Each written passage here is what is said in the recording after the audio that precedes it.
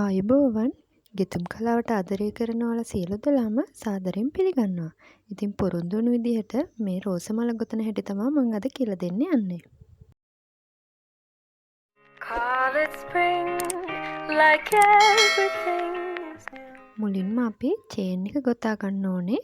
මෙතනදී අපි chain stitch 50ක් ගොතා ගන්න තමයි යන්නේ. මේ චේන් එක ගොතන හැටි මම කලින් වීඩියෝ වල දාලා තියෙනවා. ඒ වගේම මූලික ගෙතුම් පියවරවල් පිළිබඳවත් මම කලින් වීඩියෝ වල කරලා තියෙනවා. මම ඒවා ඩිස්ක්‍රිප්ෂන් බොක්ස් එකේ දාන්නම්. ඒවත් ඕගොල්ලෝ ඉගෙන ගන්න.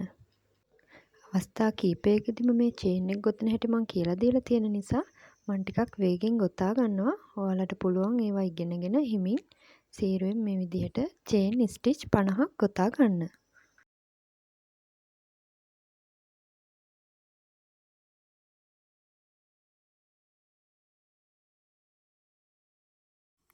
චේන් 50ක් මම මේ විදිහට ගොතාගෙන තියෙනවා. ඊට පස්සේ තව චේන් 3ක් වැඩිපුර අපි ගොතා ගන්න ඕනේ. ඊට පස්සේ චේන් 3ක් ආපස්සට ගණන් කරලා මේ විදිහට ඩබල් ක්‍රොෂෙට් එකක් ගොතා ගන්න ඕනේ. ඊට පස්සේ එක චේන් එකක් මේ විදිහට ආයෙ ගොතාගෙන ඊළඟට තියෙන චේන් එකට අපි දාන්නේ නැහැ. ඊට පස්සේ තියෙන චේන් එකට තමයි දාන්නේ. ඒ කියන්නේ චේන් එකක් අපි ස්කිප් කරනවා. මේ විදිහට ඩබල් ක්‍රොෂෙට් එකක් ගොතා ගන්නවා. ඊට පස්සේ ආයෙත් චේන් එකක් ගොතාගෙන ආයෙත් එක චේන් එකක් අතහැරලා ඩබල් ක්‍රොෂෙට් එකක් ගොතා ගන්නවා. මේ විදිහට. ඩබල් ක්‍රොෂෙට් එකක් ගොතනවා, එක චේන් එකක් ගොතනවා, ආයෙ එකක් ඇරලා ඩබල් ක්‍රොෂෙට් එකක් ගොතනවා. ඒ විදිහට අපි අර චේන් 50ටම ගොතා ගන්න ඕනේ.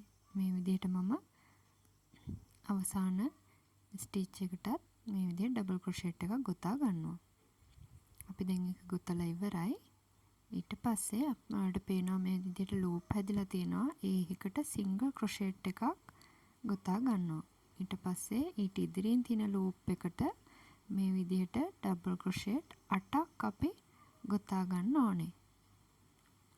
ඔයාලට බලාගත්ත හැකි මේ 8ක් එක තැනකට ගෙතුවට පස්සේ කොහොමද පේන්නේ කියලා.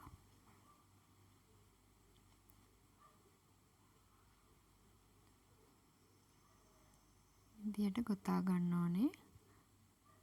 7යි විදියට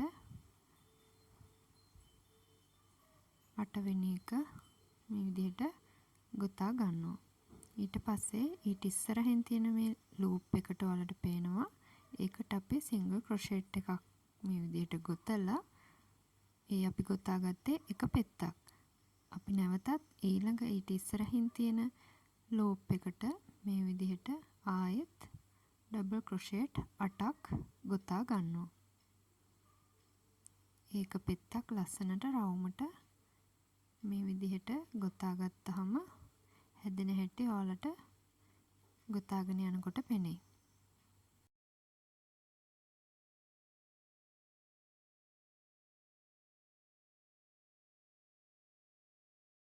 මේ විදිහට මම දෙවෙනි පෙත්තටත් ඩබල් ක්‍රොෂෙට් 8ක් ගොතා ගන්නවා. ඊට පස්සේ ඊට ඉදිරියෙන් තියෙන ලූප් එකට සිංගල් ක්‍රොෂෙට් එකක් මේ විදිහට ගොතලා දෙවෙනි පෙත්තත් අවසන් කරගන්නවා. ඔයාලට පේනවා ලස්සනට හැඩයට මේ පෙති ගෙතිලා තියෙන හැටි. ඒ විදිහට අපි ලූප් හැම එකටම එකක් කර එකක් පෙත්ත බැගින් ගොතා ගන්න ඕනේ. මම මේ විදිහට සම්පූර්ණම ලූප් වලට පෙති ගොතලා අවසන් කරලා ස්ටිච් එකක් දාලා ඊට කපලා නූල ඉවත් කර ගන්නවා.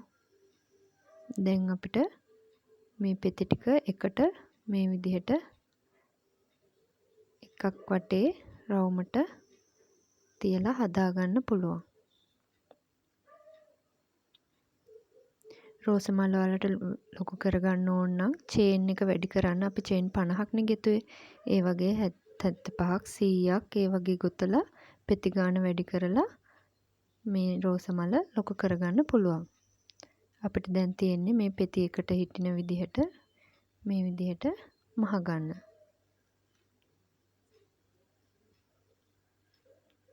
මේ නූල් කැබලි වලට පුළුවන් පස්සේ මහලා ඉවර වෙලා මේ මල් ඇතුළටම සංගව ගන්න.